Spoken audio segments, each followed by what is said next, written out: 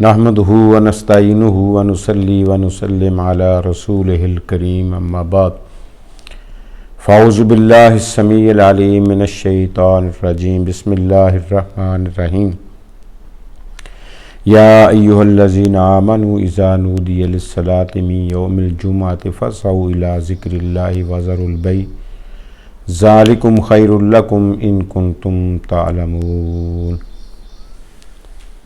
اے ایمان والو، جب اذان کہی جائے جمعے کے دن کے لیے فاسعوا الی ذکر اللہ، بس اللہ کے ذکر کی طرف جاری ہو جاؤ، چل پڑو اور اپنی خرید و فروخت کو چھوڑ دو، یہ بہتر ہے تمہارے لیے اگر ہو تم جانتے۔ جمعہ یا جمعہ یہ دو الفاظ جمعے کے دن کے لیے بولے جاتے ہیں۔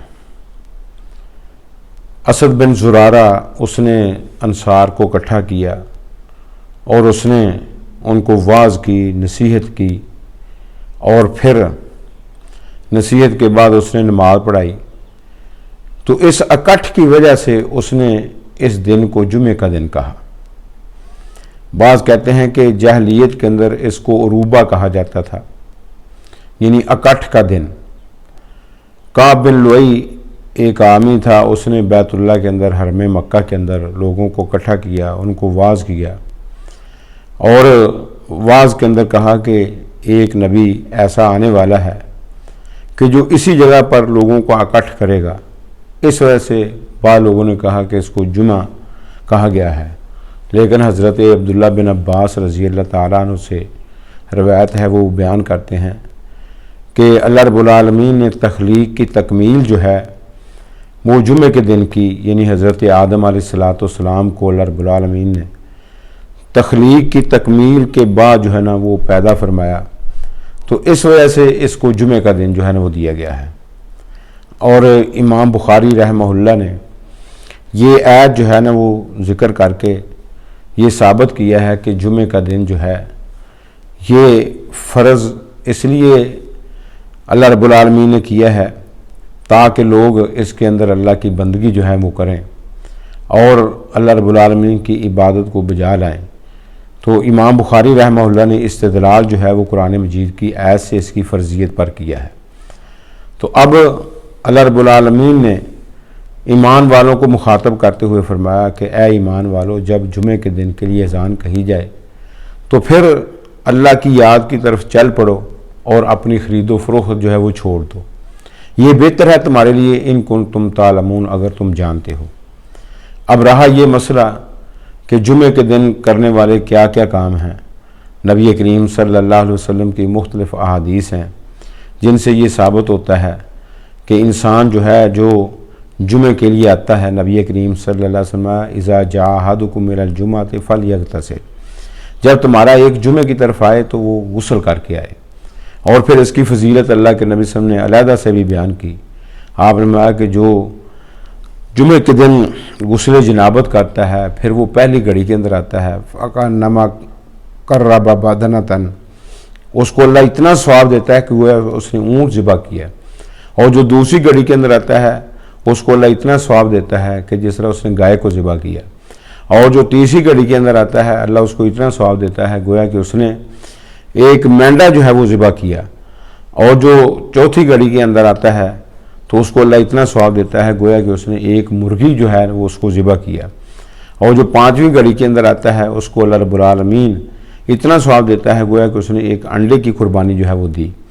تو اب اس کے بعد جو ہے وہ امام خطبہ دینے کے لیے آ جاتا ہے تو فرشتے بھی اپنے صحیفوں کو لپیٹ کر وہ بھی خطبہ سننے کے لیے لوگوں کے اندر جو ہے نا وہ بیٹھ جاتے ہیں۔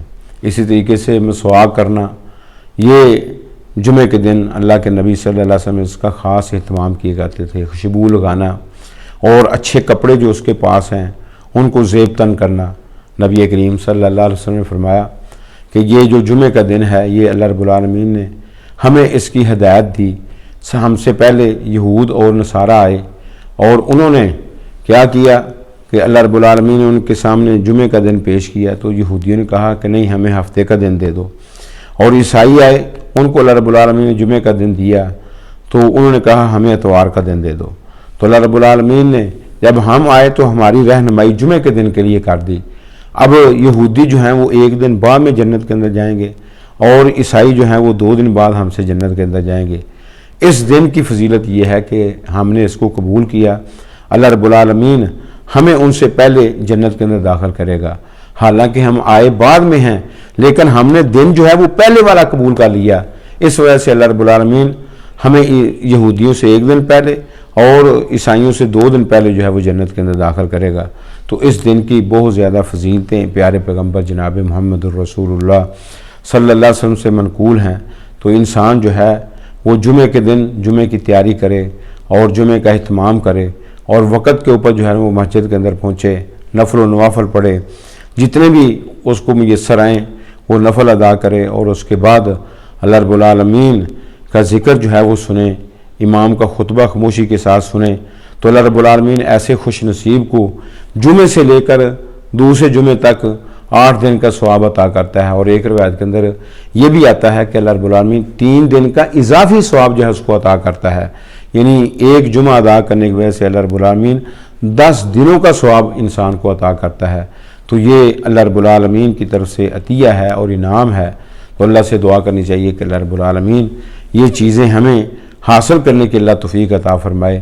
صحابہ کہتے ہیں کہ لا نقیل ولا نتغدى الا بعد الجمعہ، ہم قیلولہ بھی نہیں کرتے تھے دوپہر کا آرام، اور صبح کا ناشتہ بھی نہیں کرتے تھے مگر جمعے کے بعد ہی۔ تو اس قدر صحابہ جو ہے نا وہ اہتمام کرتے تھے، کپڑے دھوتے تھے، اور اسی طریقے سے غسل وغیرہ کرتے تھے، خوشبو لگاتے تھے، اور پھر مسواک وغیرہ کر کے پھر مسجد کے اندر جلدی جمعہ ادا کرنے کے لیے چلے جاتے تھے۔ تو اللہ رب العالمین نے جو اس کا ثواب بیان کیا ہے، وہ صحابہ کرام رضوان اللہ مجمعین جو ہیں وہ اس ثواب کے متلاشی تھے، اور پورا کا پورا ثواب جو ہے وہ حاصل کرتے تھے۔ ہمارے اندر یہ کمی کوتاہی ہیں کہ ہم اس کا اہتمام اس قدر نہیں کرتے جس طرح ہمیں کرنا چاہیے۔